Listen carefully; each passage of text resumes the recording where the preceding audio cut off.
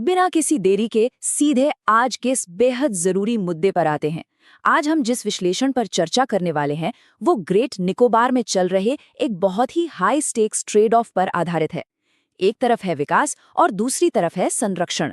दोनों के बीच एक ऐसी टक्कर है जिसका असर आने वाली कई सदियों तक महसूस किया जाएगा।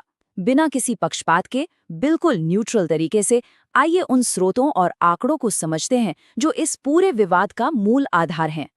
इस चर्चा को हम 4 मुख्य हिस्सों में बांटेंगे। पहला, शोम्पेन जनजाति।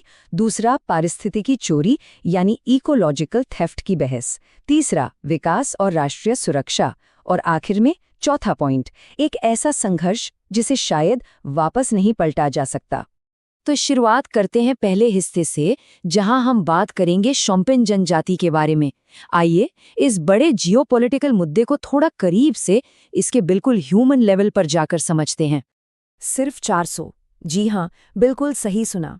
ये छोटा सा और सच कहूं तो थोड़ा डराने वाला आंकड़ा शोम्पेन जनजाति की अनुमानित आबादी दर्शाता है। ये एक अकेला नंबर खुद में इस पूरी स्थिति की अत्यधिक संवेदनशीलता और मुद्दे की नज़ाकत को बयान करने के लिए काफ़ी है। आखिर ये शोम्पेन लोग हैं कौन? दरअसल ये एक पर्टिकुलरली वल्नरेबल ट्राइबल ग्रुप हैं, यानी एक अत्यधिक संवेदनशील जनजाति। इनका मूल मंगोलॉइड है और ये लोग ग्रेट निकोबार बायोस्फीयर रिजर्व के घने बिल्कुल अंदरूनी वर्षावनों में रहते हैं। इनका पूरा जीवन, इनकी रोजी रोटी पूरी तरह से शिकार और फल इकट्ठा करने पर निर्भर है, जैसे पेंडेनस फल, शहद और जंगली जानवर। अब चूंकि इनकी आबादी 400 से भी कम है, ना तो ये किसी भी तरह के बाहरी बदलाव को झेल सकते हैं और ना ही बाहरी बीमारियों को। इनका अस्तित्व सच में बेहद खतरे में है। आइए अब दूसरे हिस्से की तरफ बढ़ते हैं और देखते हैं कंजर्वेशनिस्ट्स के तर्क और उस राजनीतिक बहस को जिसे इकोलॉजिकल थेफ्ट का नाम दिया जा रहा है। इकोलॉजिकल थेफ्ट यानी पर्यावरणीय चोरी, ये बहुत ही संगीन शब्दावली सीधे तौर पर राहुल गांधी जैसे विपक्षी नेताओं द्वारा उपयोग की गई है। ध्यान दीजिएगा, इस तर्क का आधार यह है कि मूल निवासियों के प्राकृतिक संसाधनों को कुछ समय के व्यावसायिक लाभ के लिए एक तरह से चुराया जा रहा है। ये कोई आम बात नहीं है, ये राजनीतिक तर्क पर्यावरणवादियों की चिंताओं से बहुत गहराई से जुड़ा हुआ है। लेकिन इन पर्यावरणीय चिंताओं का आखिर पैमाना क्या है? जरा सोचिए, 1 मिलियन यानी पूरे 10 लाख इतने पेड़ इस प्राथमिक उष्णकटिबंधीय वर्षावन में काटे जाने की योजना है। ये संख्या सुनने में ही कितनी विशाल लगती है ना? पर्यावरण के नजरिए से देखें तो ये एक बहुत ही भारी कीमत है। और बात सिर्फ पेड़ काटने तक ही सीमित नहीं है, कुछ और भी मुख्य चिंताएं हैं जिन पर ध्यान देना जरूरी है। पहला है मूल निवासियों के अधिकार। ये परियोजना सीधे तौर पर शोम्पेन जनजाति के पुश्तैनी शिकार क्षेत्रों और ट्राइबल रिजर्व में हस्तक्षेप करती है। दूसरी सबसे बड़ी बहस का विषय है मुआवजा। देखिए, निकोबार के वर्षावन के नुकसान की भरपाई के लिए हरियाणा या राजस्थान में पेड़ लगाने की योजना बनाई गई है। अब पर्यावरणवादियों का मानना है कि हरियाणा और निकोबार के इकोसिस्टम्स बिल्कुल अलग हैं। एक जगह के वर्षावन को काटकर किसी दूसरी सूखी जगह पर पेड़ लगाना पर्यावरण के दृष्टिकोण से बिल्कुल बेमानी लगता है। यहाँ ये याद रखना जरूरी है कि हम जिन तर्कों पर चर्चा कर रहे हैं वो हवा में नहीं बनाए गए हैं। ये सभी स्वदेशी अधिकारों और पर्यावरण नीति के एक औपचारिक शैक्षिक विश्लेषण यानी एक डिटेल्ड एकेडमिक रिपोर्ट पर आधारित हैं।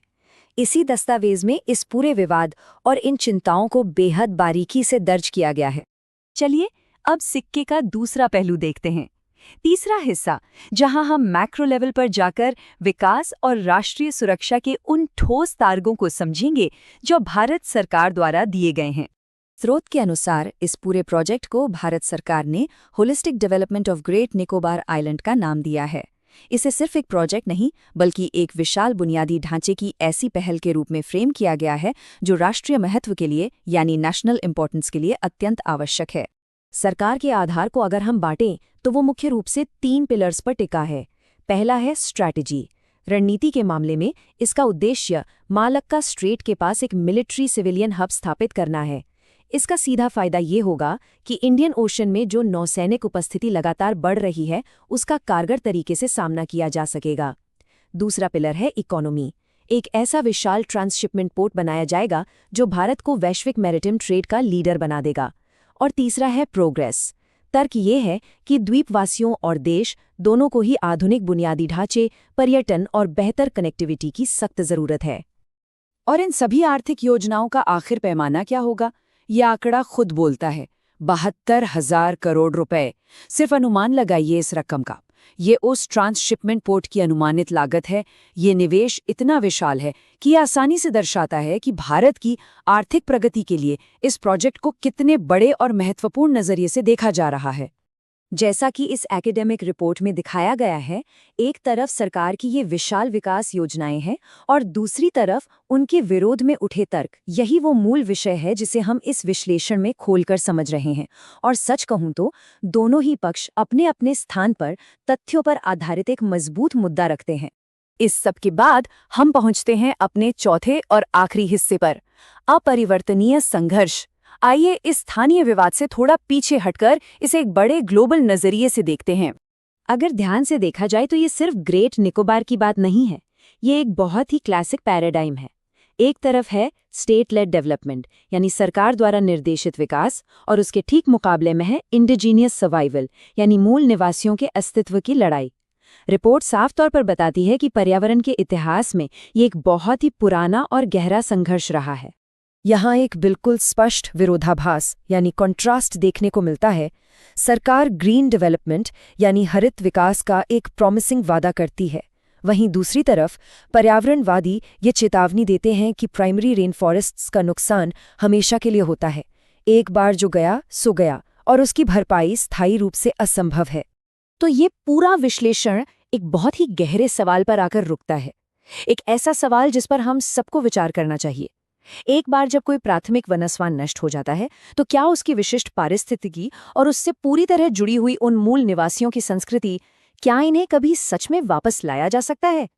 यही वो स्थायी कीमत है जिसके बारे में सोचना इस हाई स्टेक्स ट्रेड ऑफ के मूल में बसा है। विकास और संरक्षण की इस टक्कर में आगे क्या होता है, ये आने वाले वक्त में एक बड़ा और अहम सवाल बना रहेगा।